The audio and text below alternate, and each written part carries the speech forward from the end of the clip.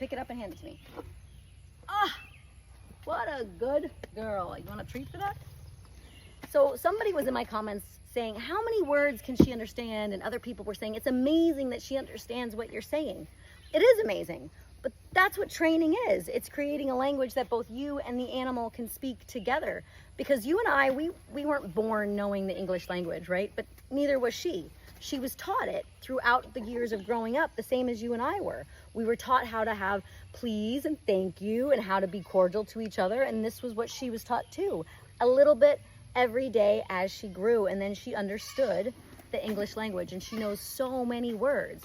And this is a very important thing, because when we have communication, we can help animals in times of crisis, in times of medical needs, and in times of emotional need. Sometimes animals are having an emotional situation because other animals can be mean to them, so they look to their humans for support sometimes.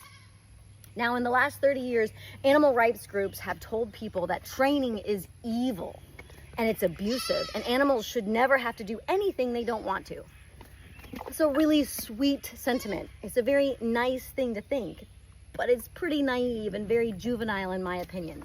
Come here, I'll give you this real quick. I think it's juvenile and naive to want them to always do what they want to do, because sometimes what they want to do is detrimental to their health. It's like if I let my son do everything he wanted to do all the time. He would play video games, never brush his teeth, and eat candy all the time, because he's living in that mindset. He's a child. He hasn't grown up. Well, animals are at like a constant child mindset where they understand things, but they don't understand the consequences of things.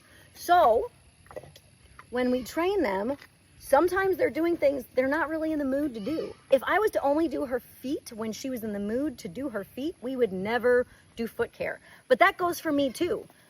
If I was only to do her feet when I wanted to, I would never do her feet either, because I don't like doing it. And that is life. Sometimes we do things we're not comfortable with doing, and they even do that when they're in the wild. They have to deal with a lot of things they don't want to deal with, because that is just the reality of life. So in training, sometimes we're doing things and she's not always a fan of it. She doesn't really like it.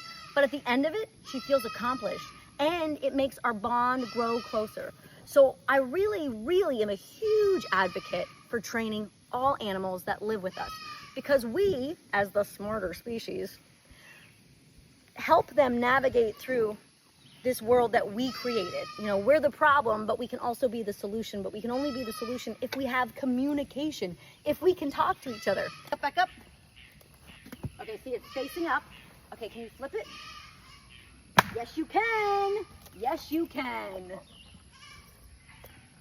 Remember, when you're working together, it's always really good to show a lot of excitement when they get the thing that they are supposed to do done.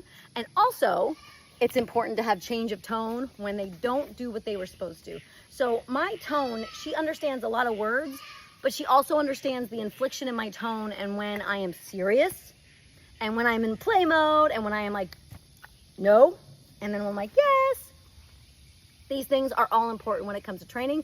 And that's all for today, guys.